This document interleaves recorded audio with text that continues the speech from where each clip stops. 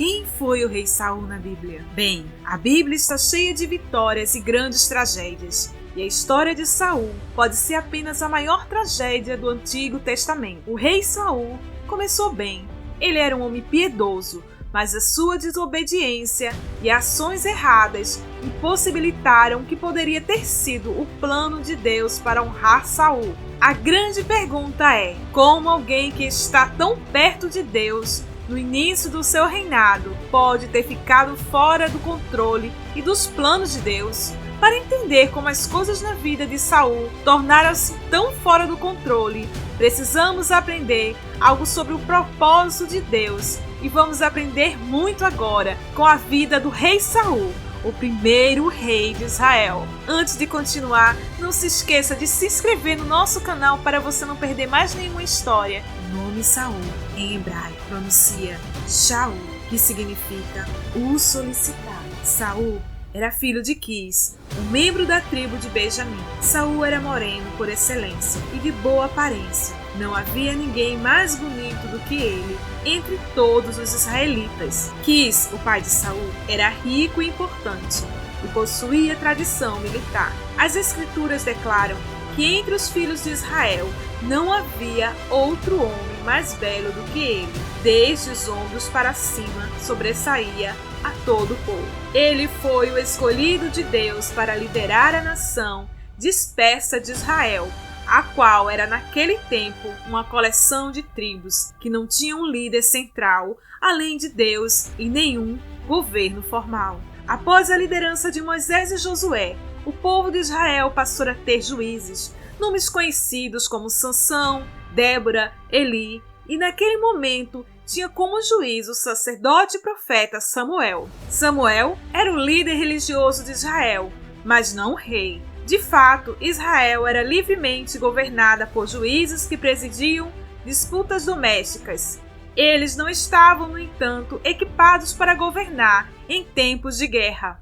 Não é exagero dizer que Samuel e Saul viviam em tempos turbulentos. Os filisteus eram inimigos jurados de Israel e guerras e conflitos estouravam entre os dois frequentemente. Por causa da constante ameaça de guerra e o desejo de ser como as nações vizinhas, o povo pressionou Samuel a nomear um rei para governá-los. Embora o pedido do povo por um rei fosse desagradável para Samuel, Deus o permitiu. O povo tinha rejeitado e abandonado a Deus como rei e servido outros deuses.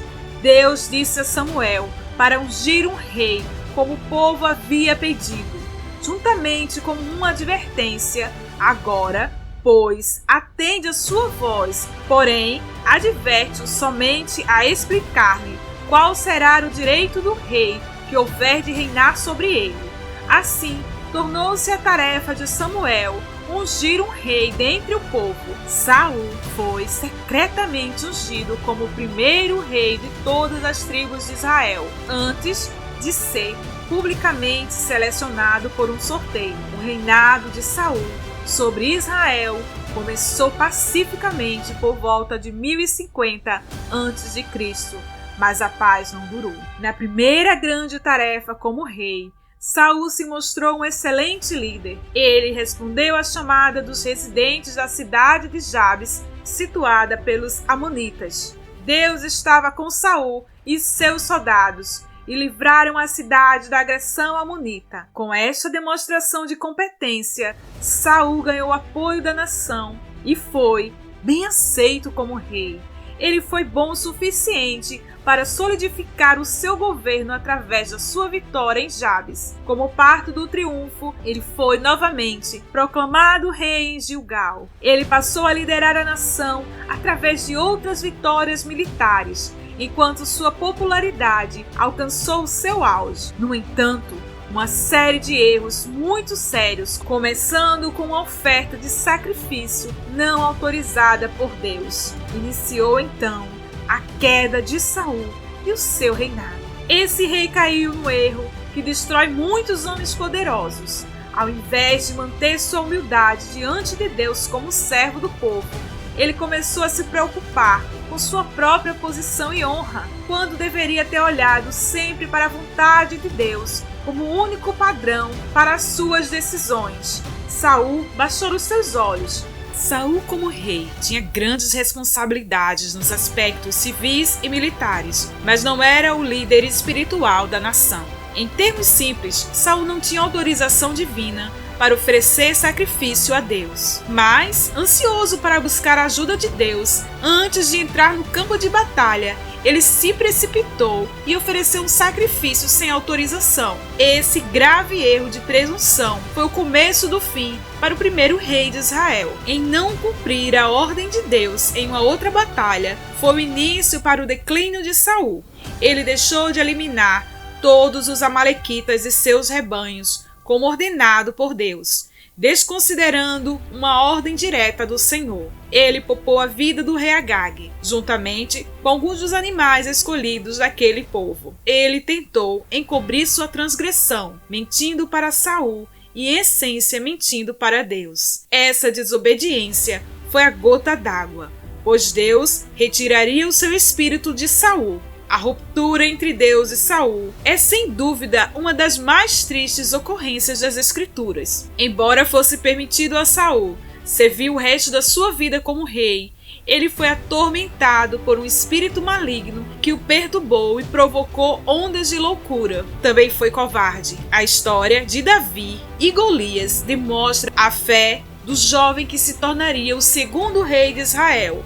Mas Davi venceu o gigante, porque Saul, um guerreiro mais forte e muito mais experiente, não tinha coragem para enfrentar o filisteu. Saul lutou contra o adversário errado. Esses conflitos internos enfraqueceram a nação. Saul ainda buscou orientação de fontes erradas. Depois de se afastar do Senhor, o Deus vivo, os últimos anos de Saul foram profundamente trágicos, pois ele passou por períodos de profunda depressão maníaca.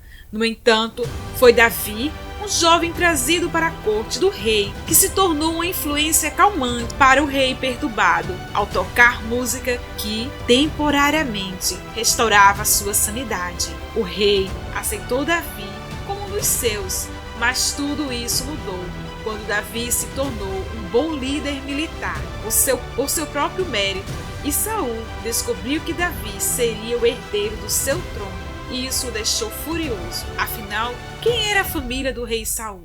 As mulheres de Saul, segundo o relato bíblico, se casou com Ainoá, filha de Aimás, com quem gerou 4 filhos: Abinadab, Malchixuá e Isbosete, e 2 filhas, Mirabe e Mical. Saul também tinha uma concubina chamada Rispa, filha de Ais, que lhe deu 2 filhos, Armone e Mefibosete. Bem, o declínio de Saul foi quando ele percebeu que Deus estava com Davi. Então ele procurou matá-lo em todas as oportunidades. Davi conseguiu evitar os inúmeros ataques contra sua vida com a ajuda do filho de Saul, Jonatas, e da filha do rei, Mical. Ele gastou muito tempo, energia e dinheiro em vez de consolidar os ganhos de suas vitórias anteriores. E por causa disso, os filisteus sentiram abertura para uma grande vitória sobre Israel. Após a morte de Samuel, o exército filisteu se reuniu contra Israel. Saul ficou aterrorizado e tentou inquirir o Senhor, mas não recebeu resposta através do Urim ou dos profetas. Embora tivesse banido médios e espíritas da terra, Saul se disfarçou e consultou um médio em Edom. E a resposta que Saul teve foi que os filisteus conquistariam Israel e Saul e seus filhos seriam mortos. Os filisteus, de fato, tomaram Israel e mataram os filhos de Saul, inclusive Jonatas. Saul foi gravemente ferido e pediu ao seu escudeiro que o matasse para que os filisteus não o torturassem. Com medo, o escudeiro de Saul recusou. Então Saul caiu em sua própria espada, seguido o seu escudeiro, que fez o mesmo. Saul morreu na batalha de Gilboa e foi sepultado em Zela, na região de Benjamim. 3 dos filhos de Saul, Jonatas, Abinadab e Malchixuá, morreram com ele no monte Gilboa. Isbosete tornou-se rei de Israel aos 40 anos, a pedido de Davi. Abner fez com que Mical retornasse a Davi. Isbosete reinou por 2 anos, mas após a morte de Abner, foi morto por 2 de seus próprios capitães. O único descendente de Saul do sexo masculino que sobreviveu foi Mefibosete, o filho coxo de Jonatas, que tinha 5 anos na morte do seu pai e do seu avô. Com o tempo, ele ficou sob a proteção de Davi.